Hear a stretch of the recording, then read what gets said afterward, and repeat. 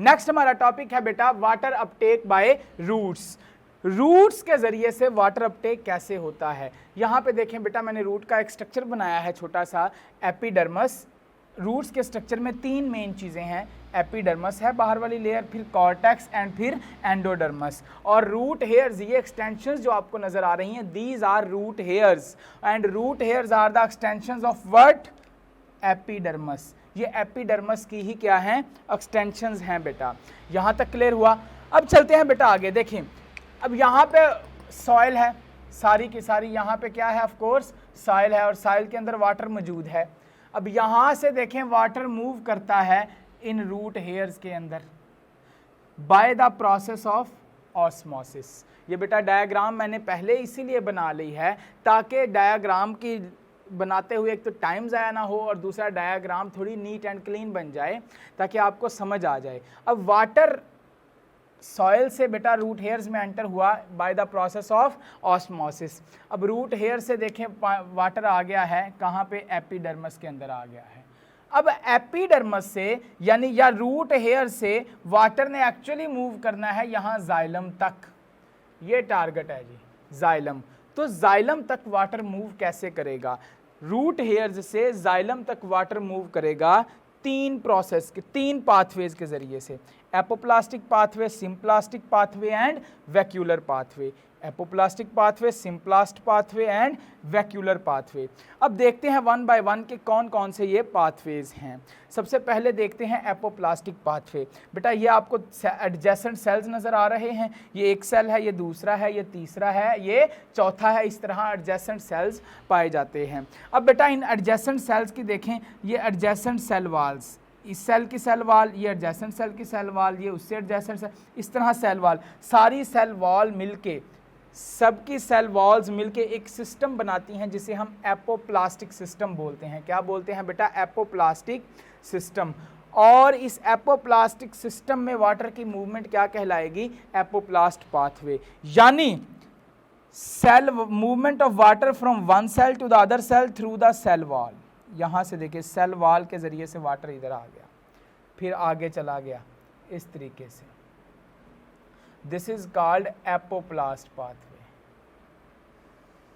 Apoplast pathway. Next है बेटा हमारे पास सिम्प्लास्ट पाथवे। अब देखें बेटा, ये इस सेल का साइटोप्लाज्म है, ये इस सेल का साइटोप्लाज्म है, ये इस सेल का साइटोप्लाज्म है। अगर बेटा थोड़ा सा गौर करें तो नेबरिंग सेल्स के आपस में साइटोप्लाज्म क्या है, कनेक्टेड है। There is a band between the cytoplasm, between the two cells that connects the two cells, actually that connects the cytoplasm of the two cells. This is the cytoplasmic bridge. This bridge is called, this band is called plasmodesmata, plasmodesmata। और इस plasmodesmata या cytoplasmic bridge के जरिए से इस cell से water move करता है इस सेल के अंदर, इसी तरीके से इस सेल से फिर आएगा इस सेल के अंदर। This pathway is called symplast pathway, this pathway is called symplast pathway. यानी साइटोप्लाज्म ऑफ वन सेल से दूसरे सेल के साइटोप्लाज्म में जाना through plasmodesmata, this is called symplast pathway. और लास्ट है बेटा vacuolar pathway, this is vacuolar pathway.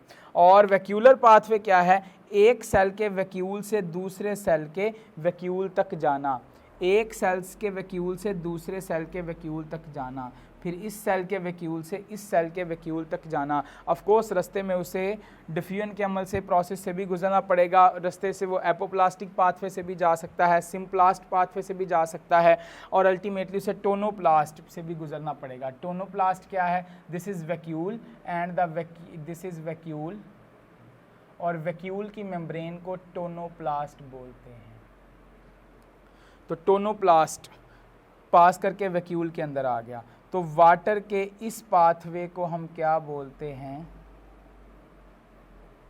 Vacuolar pathway. This path of the water is called vacuolar pathway. Clear हो गया। तो ये एक छोटा सा टॉपिक था आपके सिलेबस में कि वाटर अपटेक बाय रूट्स।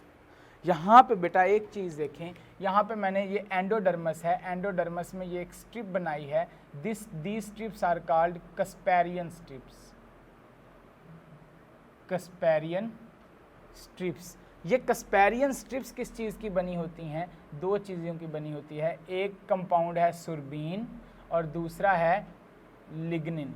एक कंपाउंड है सुरबीन, मेन कंपाउंड है सुरबीन, इसके अलावा लिग्निन। ये बेटा किस चीज़ को होता है, किस चीज़ के लिए होता है? ये वाटर का पाथ डिसकंटिन्यूअस करने के लिए होता है। ये वाटर की अमाउंट को रेगुलेट करने के लिए, कंट्रोल करने के लिए, वाटर के पाथवे को कंट्रोल करने के लिए ये बैंड्स लगे होते हैं, कैस्पेरियन स्ट्रिप्स जिन्हें हम बोलते हैं, और ये एंडोडर्मस के अंदर होता है। एनएमडी कैट में ये क्वेश्चन आ सकता है। प्लाज्मोडेस्माटा भी पूछ सकता है कि प्लाज्मोडेस्माटा क्या है, तो cytoplasmic bridge between the two cells is called plasmodesmata. Actually दो सेल्स की सेल वॉल के अंदर क्या होते हैं? पोर्स होते हैं, जहां से साइटोप्लाज्म एक दूसरे के इंटरमिक्स हो रहे होते हैं। क्लियर हो गया? तो this is water uptake by roots.